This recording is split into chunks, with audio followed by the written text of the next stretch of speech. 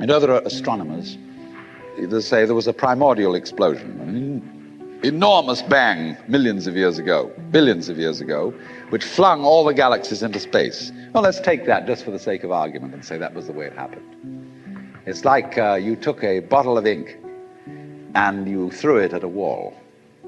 Smash, and all that ink spreads. And in the middle, it's dense, isn't it? And as it gets out on the edge, the little droplets are finer and finer and make more complicated patterns. See? So in the same way, there was a big bang in the beginning of things, and it spread. And you and I, sitting here in this room, as complicated human beings, are way, way out on the fringe of that bang. We're the complicated little patterns on the end of it. Very interesting. But so we define ourselves as being only that. If you think that you are only inside your skin, you define yourself as one very complicated little curlicue, way out on the edge of that explosion, way out in space and way out in time. Billions of years ago, you were a big bang. But now you're a complicated human being. And then we cut ourselves off like this and don't feel that we're still the Big Bang. But you are.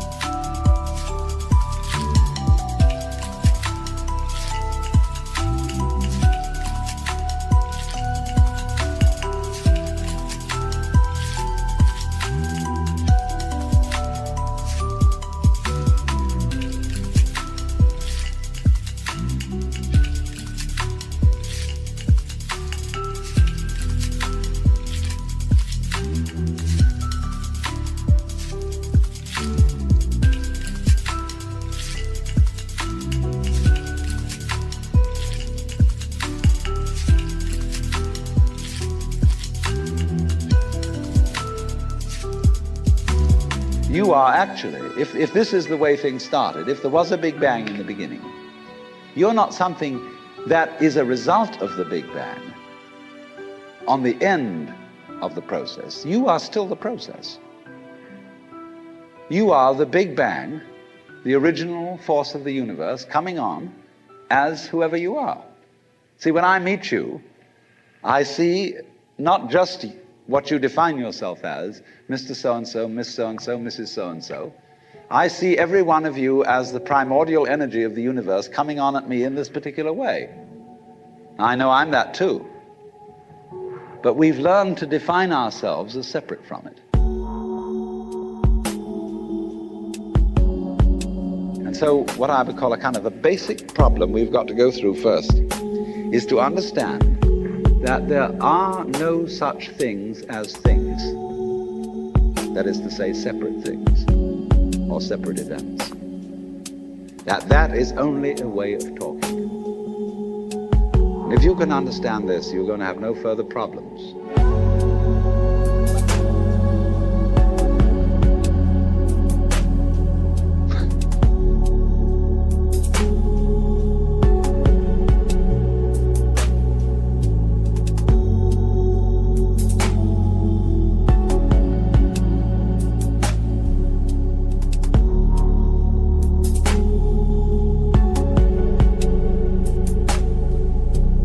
I once asked a group of high school children, what do you mean by a thing? And first of all, they gave me all sorts of synonyms. They said it's an object, which is simply another word for a thing. It doesn't tell you anything about what you mean by a thing. Finally, a very smart girl from Italy who was in the group said a thing is a noun. And she was quite right.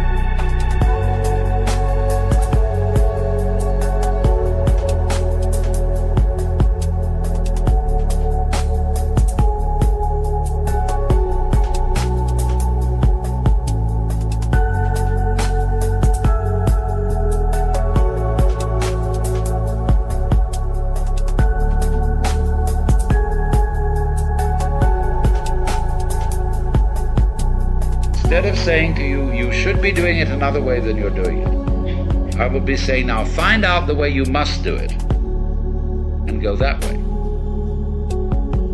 Now this is a general principle of an art, and we will find there is a kind of there are limits to this art and how it can be used and so forth. But once the general principles are clear, there aren't many serious problems left. That if you begin to look at it in that way, you will begin to realize that ecstasy, by one road or another, is inevitable. That indeed ecstasy is, in a way, the nature of existence. There is a universe for the simple reason that it's ecstatic. What else is all this fireworks about? It is just like music in this ecstatic thing going off. And you have to be certainly careful in a little way here that any initiation into a deep wisdom is apt at first to demotivate you. You think, what the hell am I doing?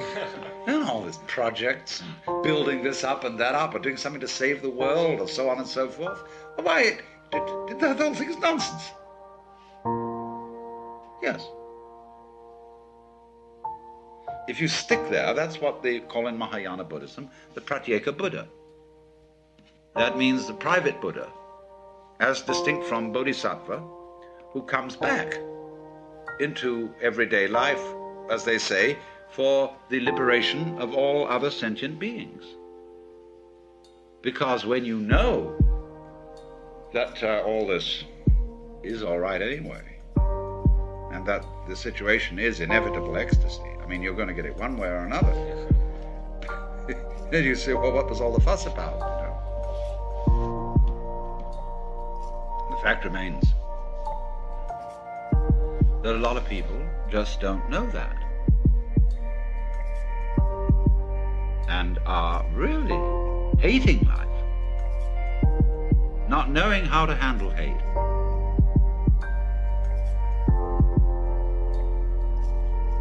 And if you are at a certain point, you know those other people are you.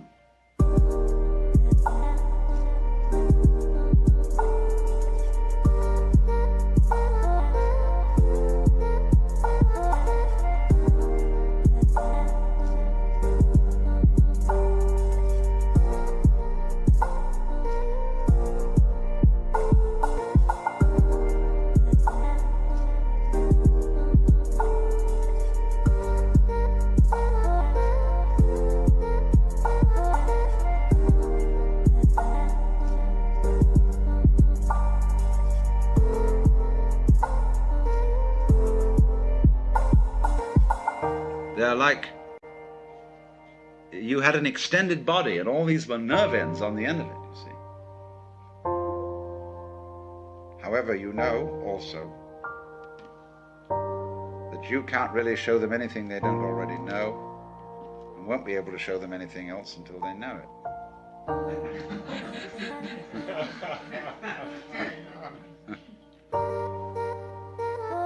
But then the question, what shall I do, has now disappeared. It should have disappeared in the beginning, because there wasn't any real I, there was just the happening.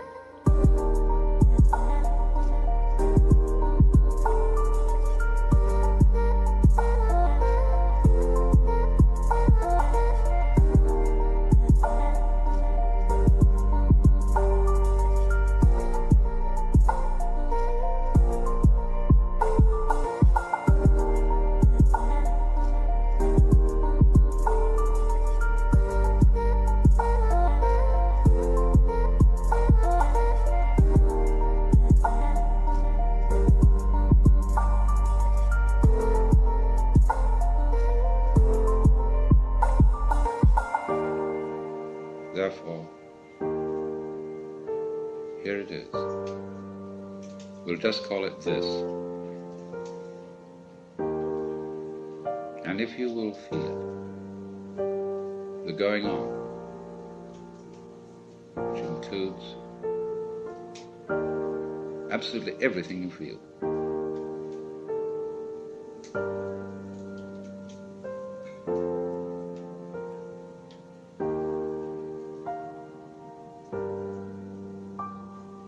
whatever that is, it's what the Chinese call Tao,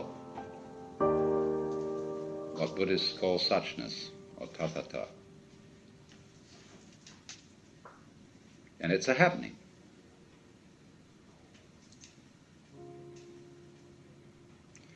It doesn't happen to you,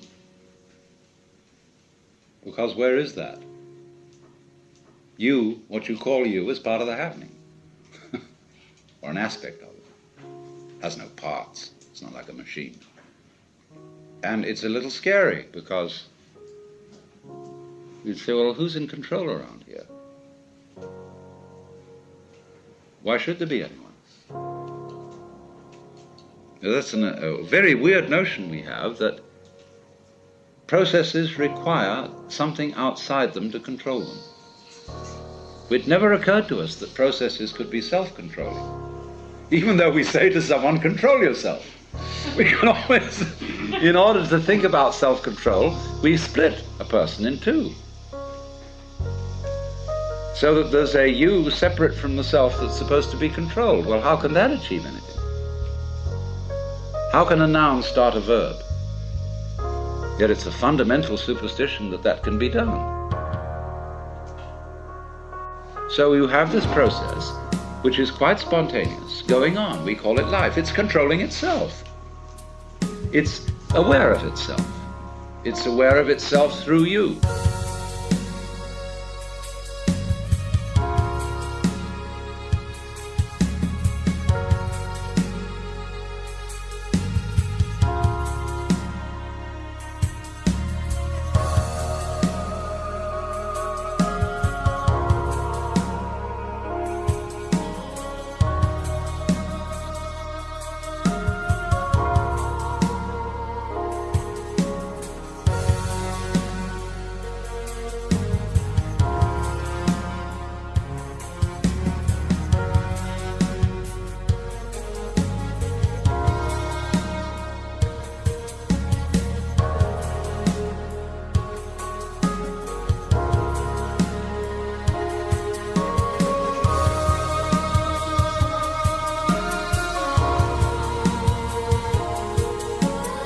You are an aperture through which the universe looks at itself.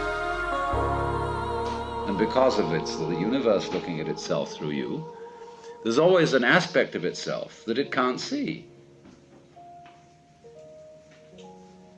So it is like that snake, you see, that is pursuing its tail, because the snake can't see its head, like you can't. We always find, as we investigate the universe, make the microscope bigger and bigger, and we will find ever more minute things. Make the telescope bigger and bigger and bigger, and the universe expands because it's running away from itself. It won't do that if you don't chase it.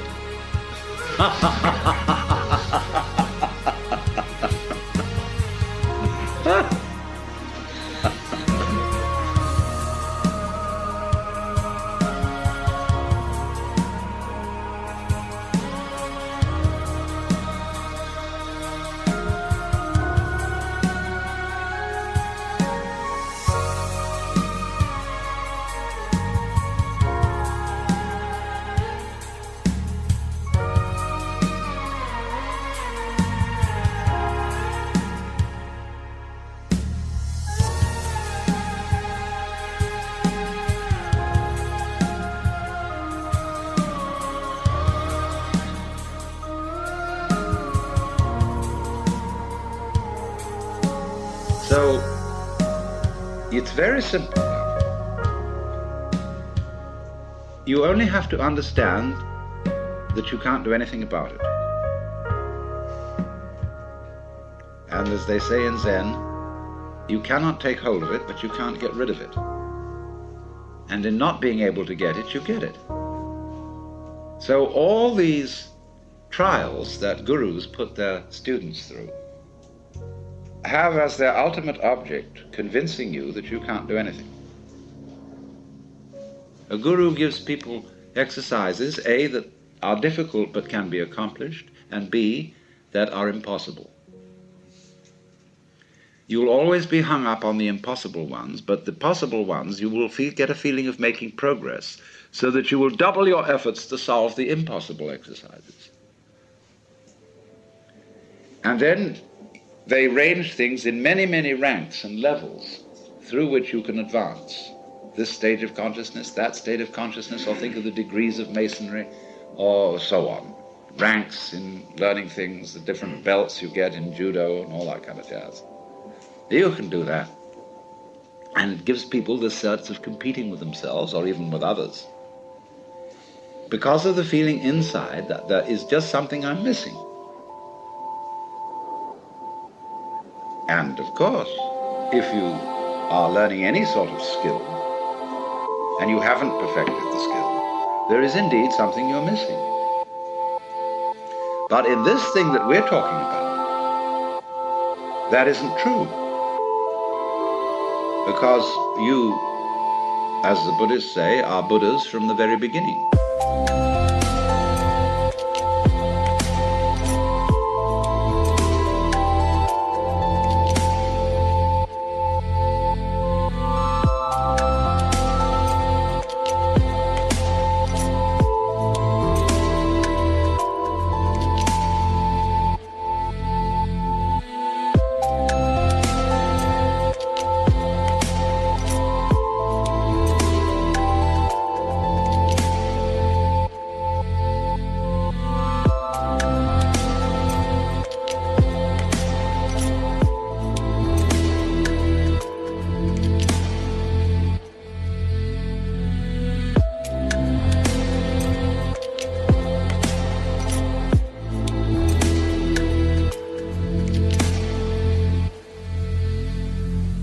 And all that searching is like looking for your own head, which you can't see and therefore might conceivably imagine that you're lost. So that indeed is the point, that we don't see what looks, and therefore we think we've lost it.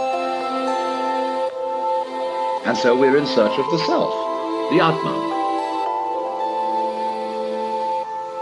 Well, that's the one thing we can't find, because we have it. We are it. But we confuse it with all these images.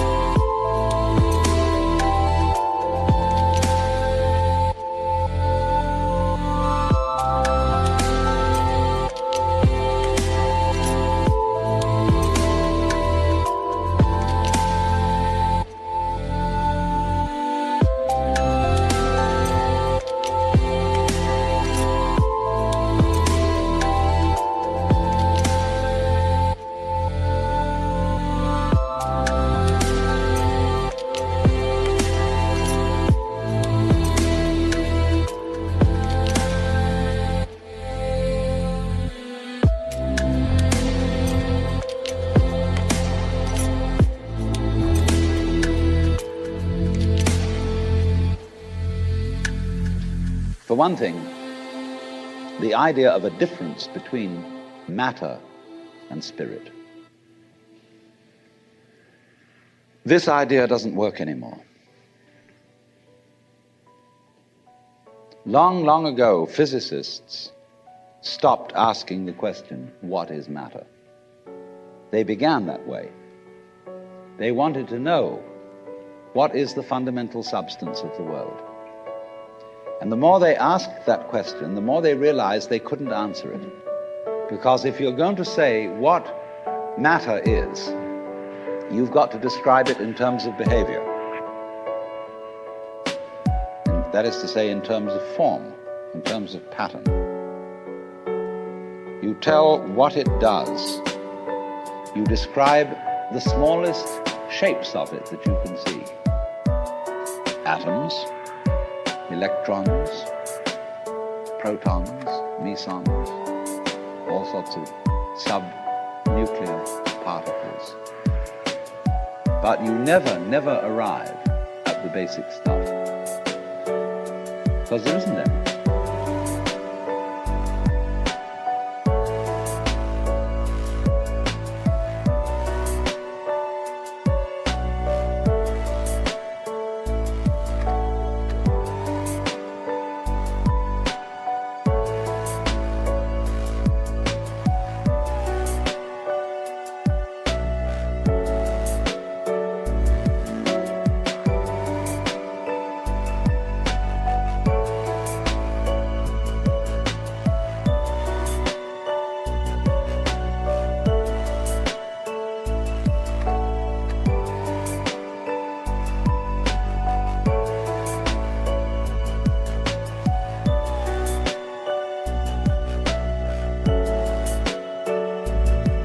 What happens is this.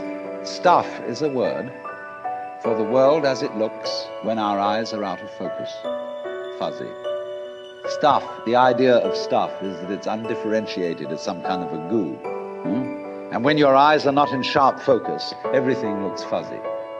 When you get your eyes into focus, you see a form, you see a pattern. And so all that we can talk about is patterns.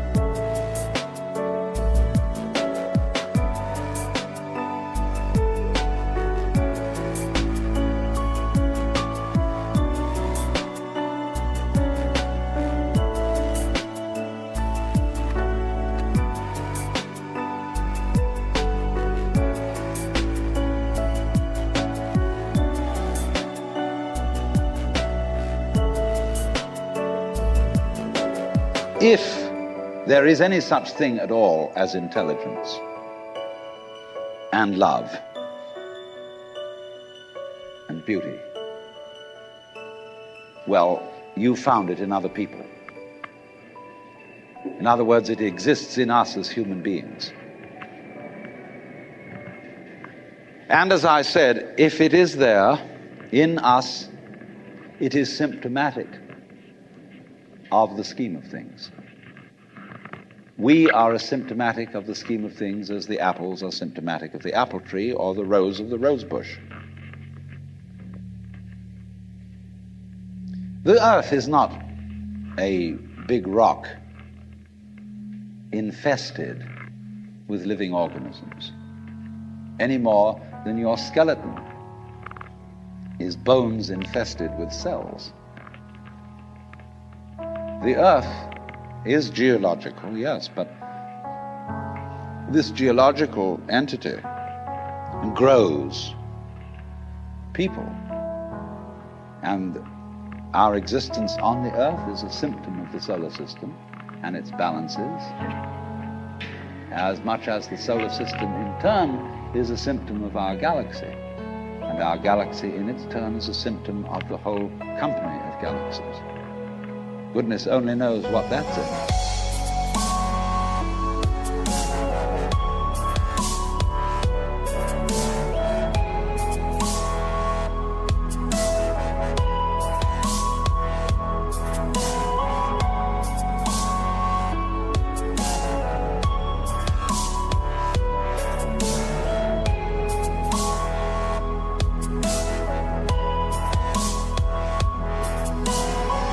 But you see, when as a scientist you describe the behavior of a living organism, you try to say what a person does. It's the only way in which you can describe what a person is. Describe what they do. Then you find out that in making this description, you cannot confine yourself to what happens inside the skin. In other words, you can't talk about a person walking unless you start describing the floor. Because when I walk, I don't just dangle my legs in empty space. I move in relationship to a room. And so in order to describe what I'm doing when I'm walking, I have to describe the room. I have to describe the territory. So in describing my talking at the moment, I can't describe this just as a thing in itself, because I'm talking to you. And so what I'm doing at the moment is not completely described unless your being here is described also. So if that is necessary, if in other words, in order to describe my behavior, I have to describe your behavior and the behavior of the environment, it means that we've really got one system of behavior.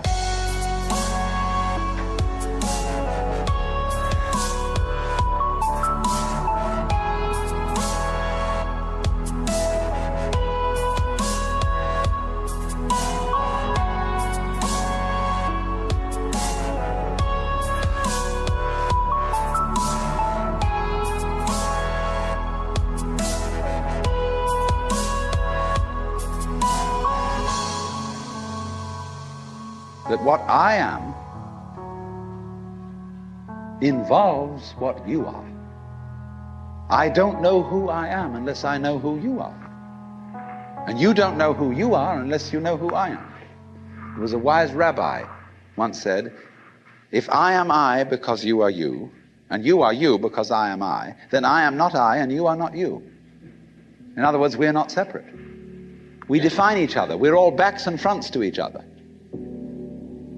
You know, you can't, for example, have two sticks. You lean two sticks against each other and they stand up because they support each other. Take one away and the other falls. They interdepend. And so in exactly that way, we and our environment, and all of us and each other, are interdependent systems. We know who we are in terms of other people. We all lock together. And this is, again and again, the serious scientific description of how things happen. And any good scientist knows, therefore, that what you call the external world is as much you as your own body.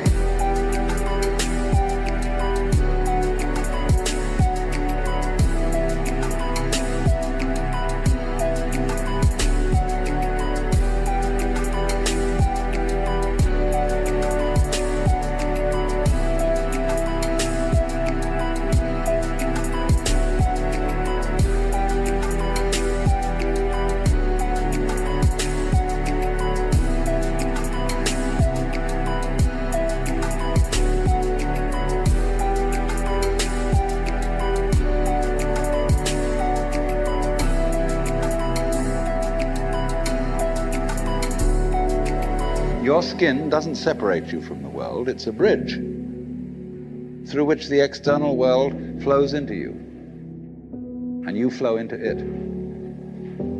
Just, for example, as a whirlpool in water, you could say, because you have a skin, you have a definite shape, you have a definite form. All right? Here is a flow of water, and it suddenly does a whirlpool. And then it goes on. The whirlpool is a definite form, but no water stays put in it. The whirlpool is something the stream is doing. And exactly the same way, the whole universe is doing each one of us. And I see you today, and I recognize you tomorrow, just as I would recognize a whirlpool in a stream. I'd say, oh yes, I've seen that whirlpool before. It's just near so-and-so's house on the edge of the river, and it's always there. So in the same way, when I meet you tomorrow, I recognize you, you're the same whirlpool you were yesterday. But you're moving. The whole world is moving through you. All the cosmic rays, all the food you're eating, the stream of steaks and milk and eggs and everything is just flowing right through you. When you're wiggling the same way, the world is wiggling, the stream is wiggling you. But the problem is, you see, we haven't been taught to feel that way.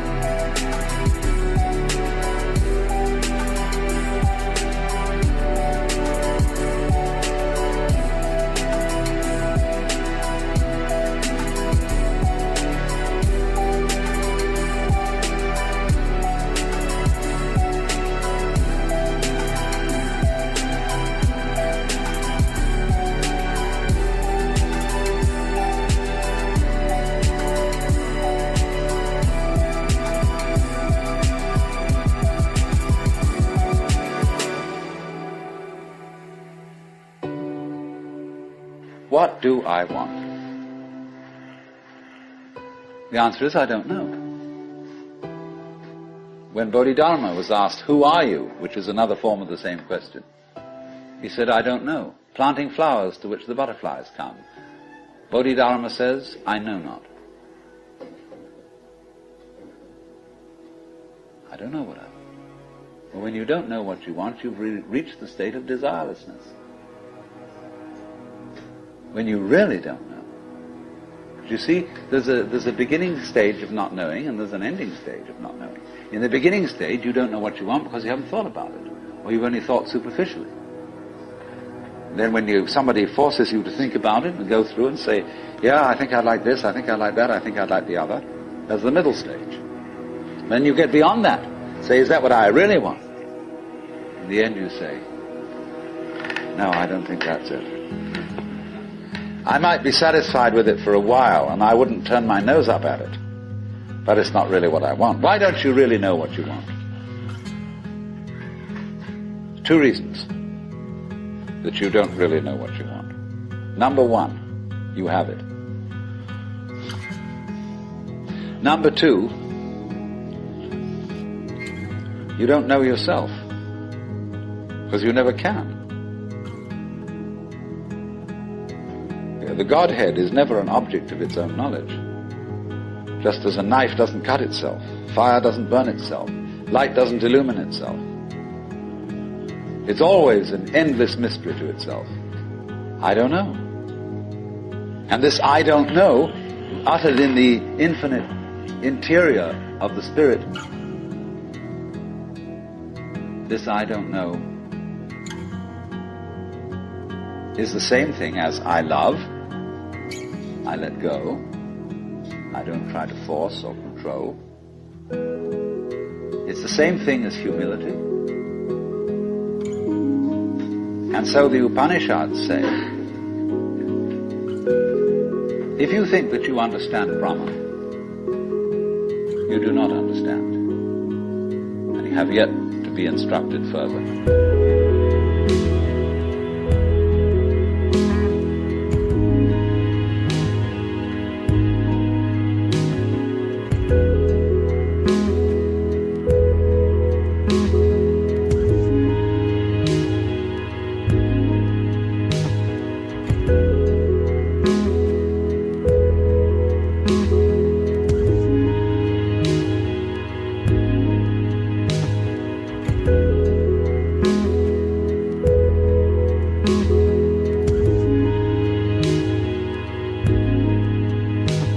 If you know that you do not understand, then you truly understand. For the Brahman is unknown to those who know it, and known to those who know it not.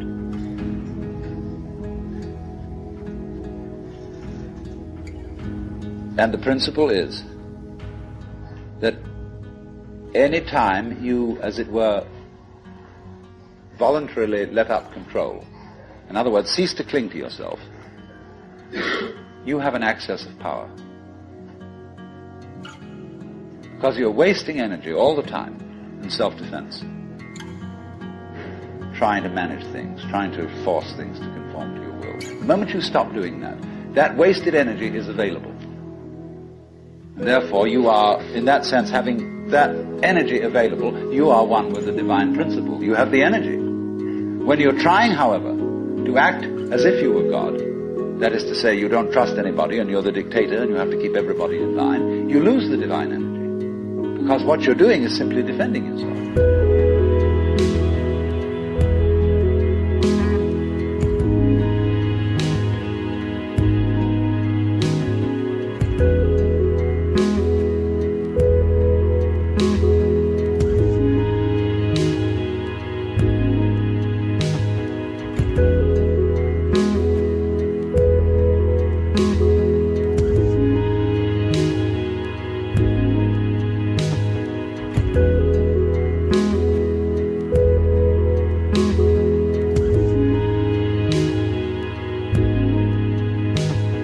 So then, the principle is, the more you give it away, the more it comes back. Now you say, I don't have the courage to give it away.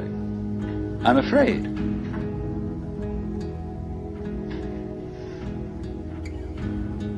And you can only overcome that by realizing you better give it away, because there's no way of holding on to it.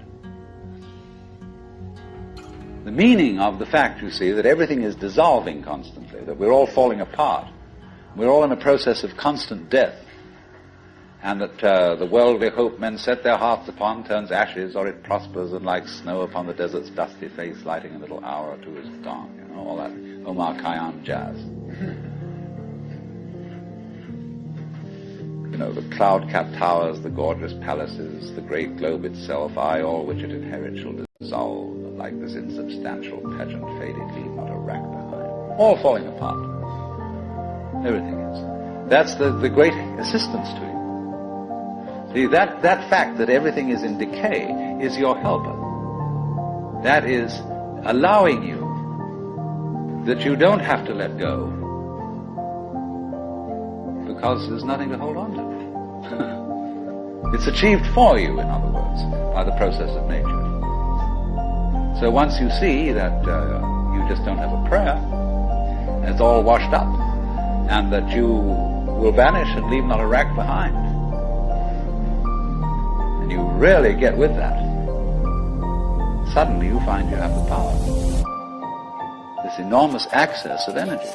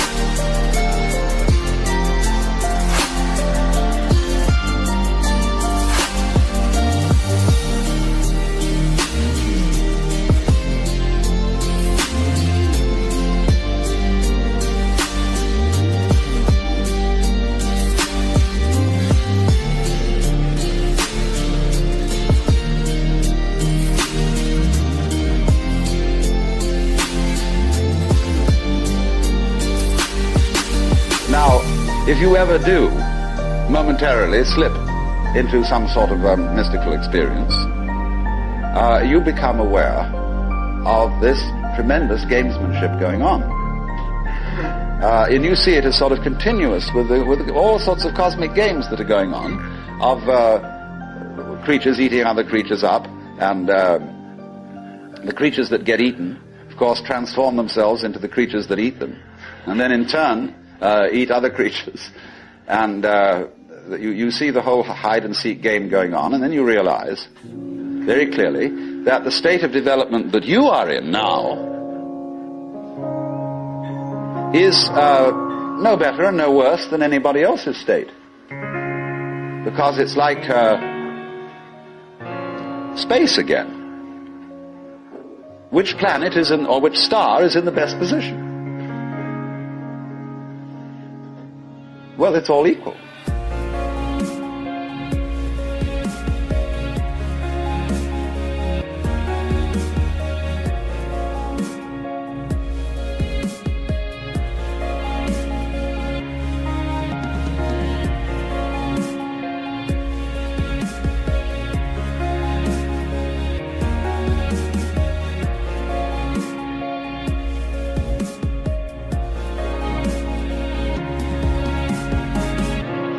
Any point on a sphere is the center of the surface of the sphere.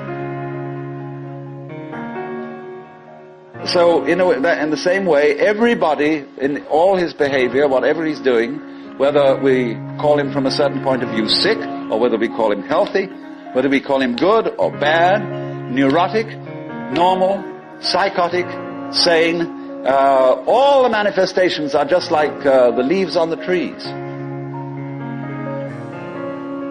And in each being in a unique way is, as Christians would say, manifesting the will of God.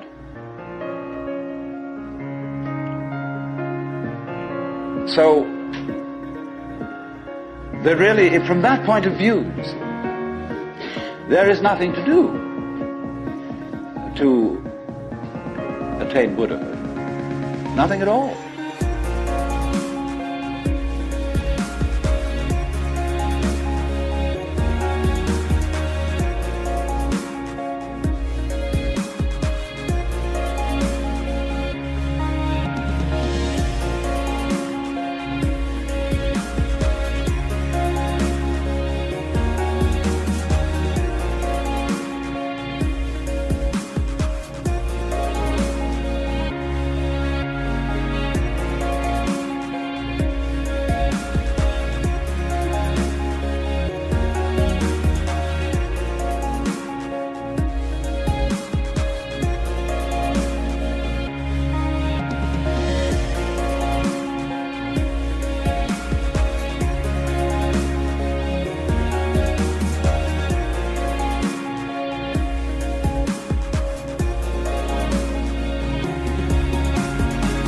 But you see, that's very difficult to understand, because a lot of people, when they hear that there's nothing to do, try to do nothing. And you can't. Because you are karma, and karma means action. You can't do nothing. But the thing you're looking for, or think you're looking for, is what you're doing. Is what's called you.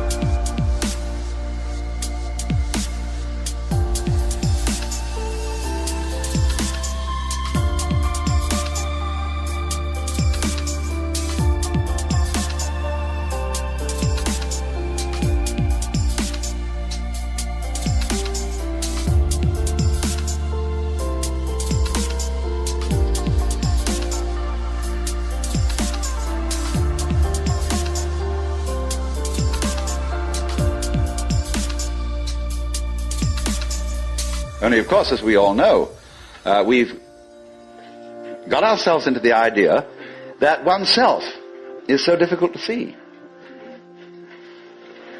Because it's like, as I've often said, trying to bite your own teeth or look into your own eyes, and you can't find it.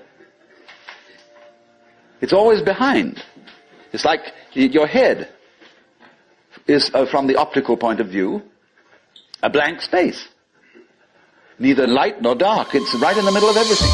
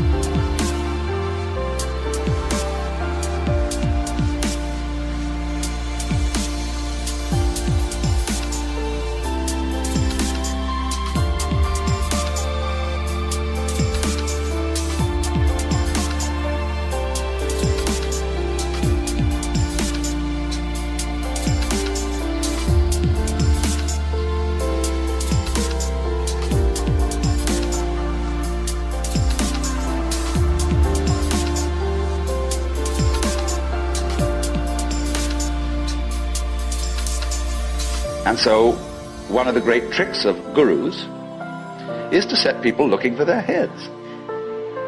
There's a famous story of a king in India in ancient times called Yajnadatta. And one morning he woke up and reached out for his mirror and brought it over. No head. He was looking in the wrong side of the mirror. And you know, he was kind of bleary-eyed and had a hangover. So he summoned servants and said, "Ye gods, I've lost my head. Find it." And they said, "But Your Majesty, it's there on your shoulders." He said, "It is not. I can't see it in the mirror. Nobody can show me my head." So they were rushing all over the place. looking for the head. Now the trick to that is, of course, that you are perfectly well aware of your head, only not in a form in which you expect to be aware of it. You expect to be aware of your own head in the same way as you're aware of other people's heads.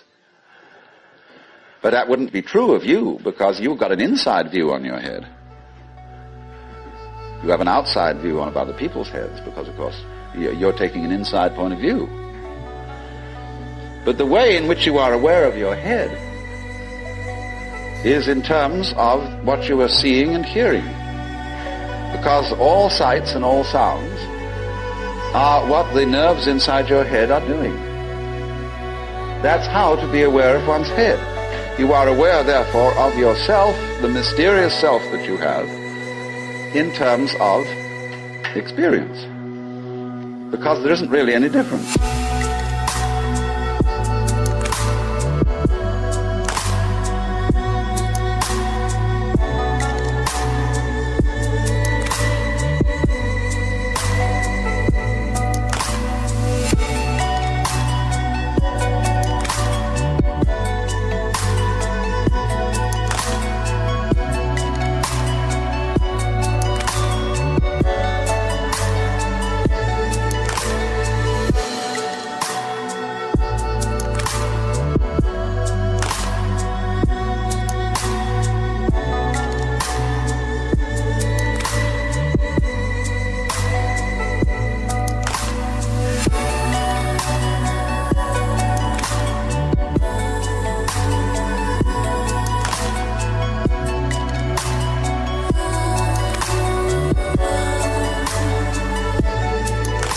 But that always escapes people, you see. So perpetually, so long as you don't understand that, you can be talked into going on to all kinds of weird excursions. And just so long as you believe it, you're a sucker. You're hooked. And it takes a tremendous inner confidence and nerve finally to say, hey, don't pull that stunt on me anymore. I see through your game.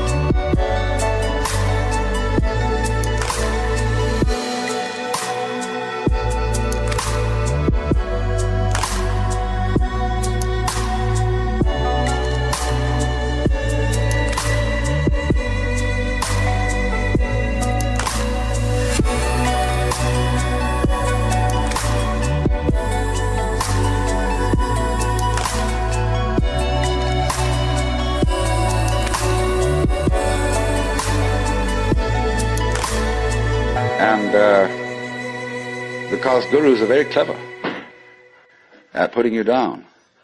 But they're just trying to see how strong you are. Testing you out. See if they can hoodwink you. So long as they can, you see, they're going to go on doing it, because they're going to get you to the point where they can't do it to you anymore. Then they'll graduate. And so, one of Rinzai's students, after he saw through it, said, well, there wasn't much in Rinzai's Buddhism after all. Of course there wasn't. He said boldly and straight out, my teaching is just like using an empty fist to deceive a child.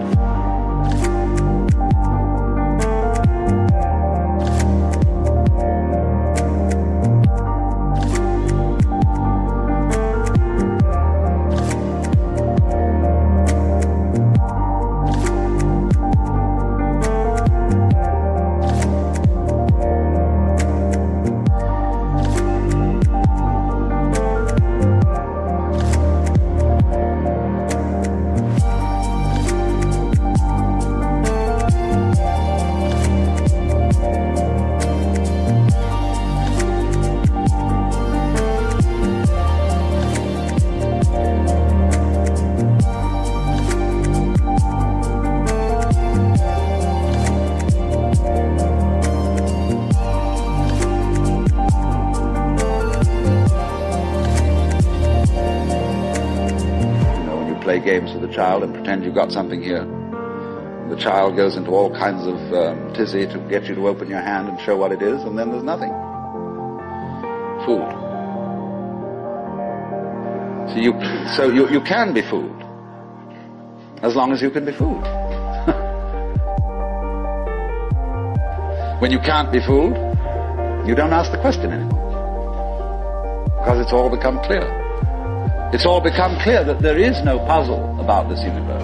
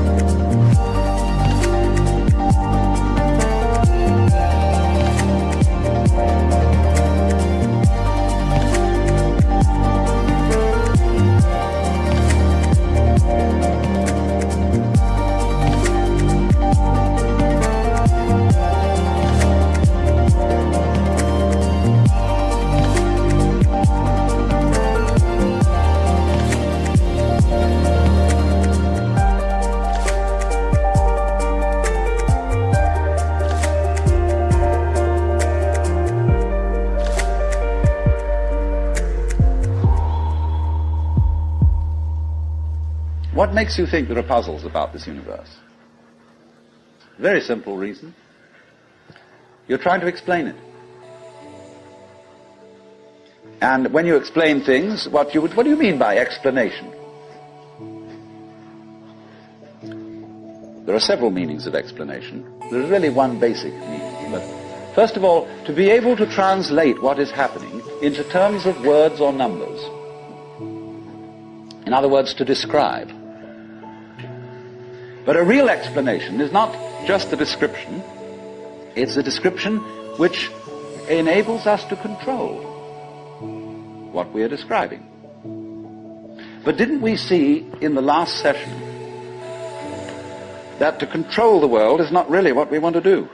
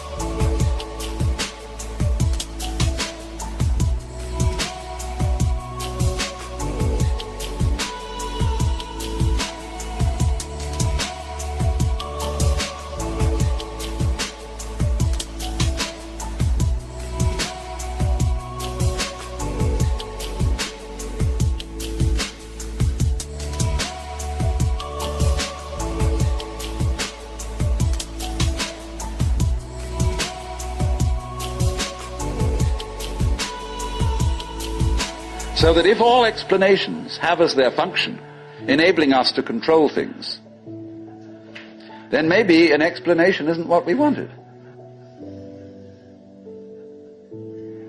And furthermore, you can very simply see that what makes things complicated is explaining them. When somebody explains to you how a flower works, and he's a great botanist, and analyzes all the innards of a flower, and shows the channels, the fibers, the processes of reproduction, and so on that go on in it, everybody stands fascinated. See how complicated that is. How clever God must have been to create that flower, to have all that complexity going. It isn't complicated at all. It's only complicated when you start thinking about it. Because the vehicle of words is a very clumsy one.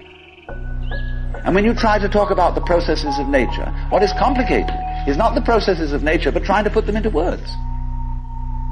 That's as complicated as trying to drink up the ocean with a fork. It takes forever. And so this intense complexity that we see in everything is created by our attempt to analyze it all. And so what we do is, you see, when we analyze, we use our eyes and ears as scalpels. And we dissect everything. And we have to put a label on every piece we chop off. And so we scalpelize and we get it right down to atoms, getting finer and finer, and we suddenly thought, well, we've got to the end of it, because the word atom means what is not cuttable, atomos. But then we found we could cut the atom, and lo and behold, big fleas had little fleas upon their backs to bite them. And it goes on forever. There is no end to the minuteness which you can unveil through physical investigation, for the simple reason that the investigation itself is what is chopping things into pieces. And the sharper you can sharpen your knife, the finer you can cut it.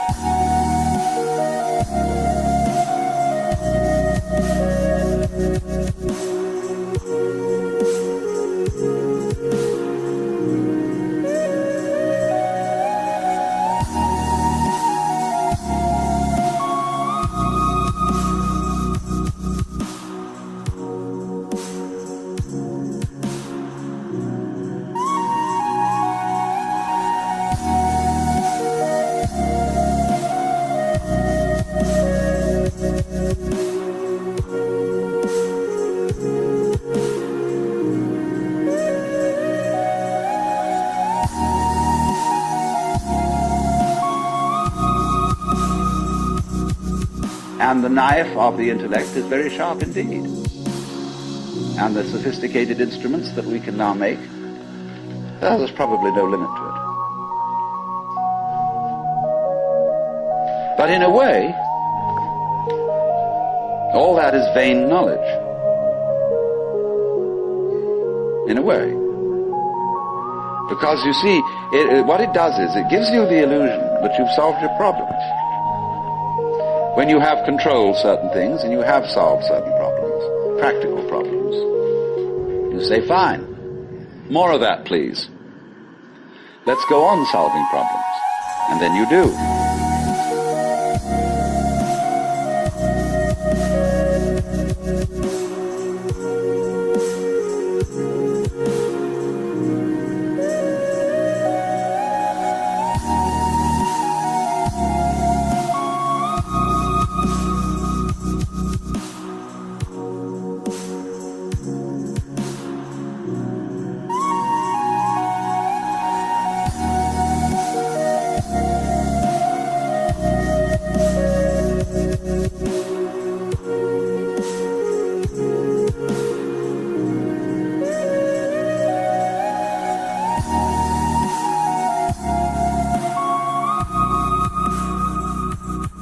Back in 1958, I was in Zurich, and there met a most extraordinary man by the name of Karlfried von Dürkheim. He was a former German diplomat who had studied Zen in Japan. And when he came back after the war, he opened a meditation school and retreat in the Black Forest. And he said, well, I tell you what, a lot of my work has to do with people who went through spiritual crises during the war. And he said, you know, we all know that when a person's in an absolutely extreme situation and they accept it, there is a possibility of a natural satori. And that's what I mean when I was explaining that when one gets to an extreme, that is to say, to the point where you realize that there is nothing you can do about life, nothing you could not do about life, then you're the mosquito biting the iron bull. Well, so in the same way he said, look, you heard a bomb coming at you. You could hear it whistle. And you knew it was right above you and headed straight at you, and that you were finished. And you accepted it. And suddenly, there was this strange feeling that everything is absolutely clear. You suddenly see that there isn't a grain of dust in the whole universe that's in the wrong place. That you understand completely, absolutely, totally what it's all about. Because you can't say what it is. But he said in so many cases the bomb was a dud and they lived to tell the tale. Or he said you were in a concentration camp. You've been there so long that you gave up all hope whatsoever, ever getting out. You were just going through this miserable, boring, degrading grind, week after week after week. Nobody paid the slightest attention to it as an individual. You knew you would never get out, and you accepted it. And suddenly, something changed. It's an extraordinary feeling. Freedom.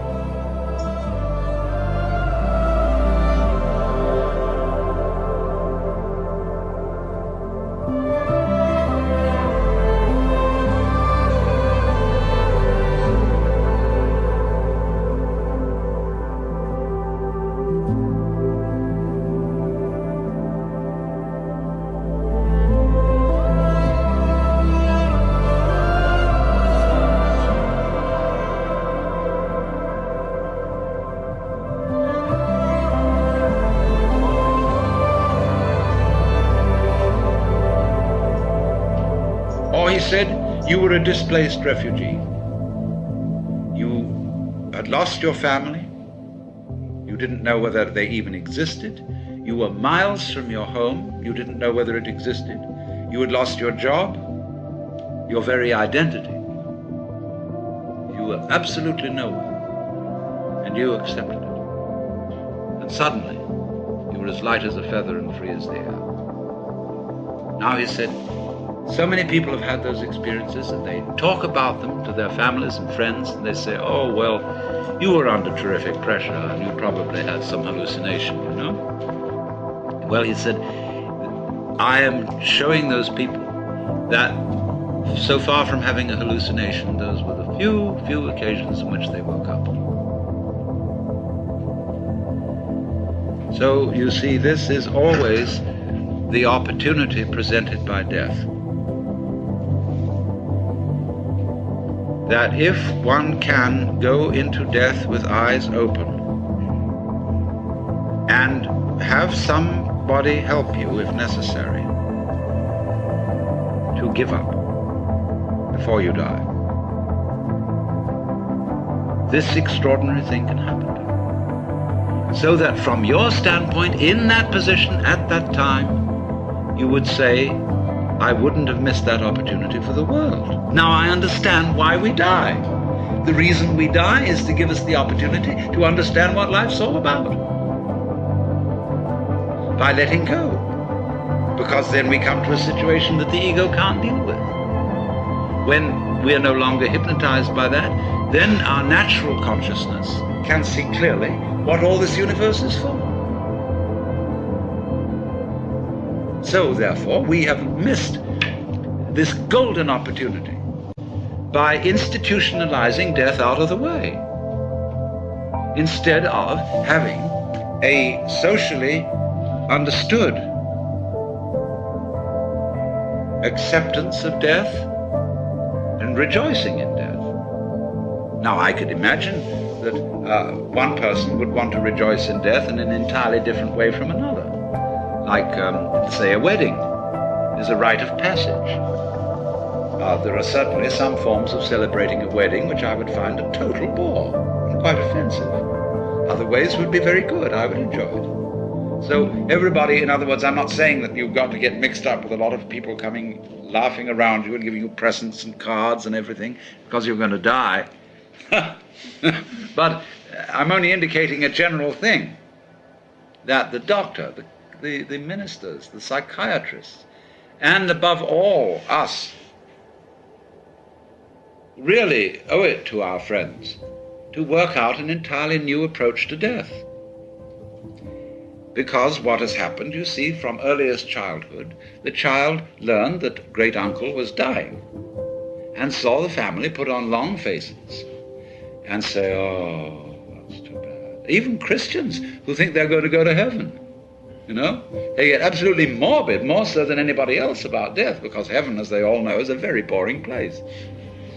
And so this frightful thing,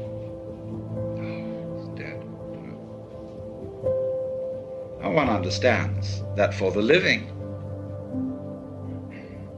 to lose someone you love, or even for a dying person to worry about what on earth my wife, my children, my whatever are going to do without me.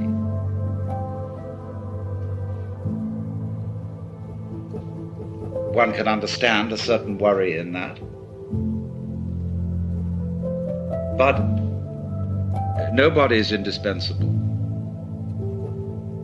And there comes a point when you have to say, I'm sorry, but I am completely going to abandon responsibility for anything. Because there is no further way I can do it. This is another way of that surrender.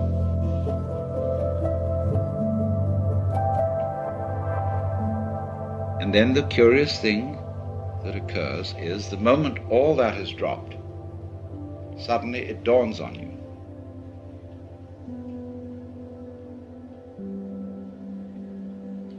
that to be important, existence does not have to go on any longer than a moment. Quantitative continuity is of no value. How long can you hold your breath? Who cares?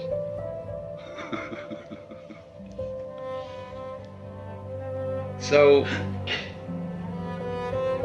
it follows from that, you see, that if any one of us, without being shocked into it by being bombed or put in a concentration camp, could at this moment be as one about to die,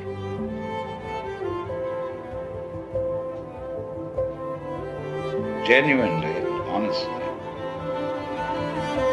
we would understand the mystery of life. Because death is in a certain sense, the source of life.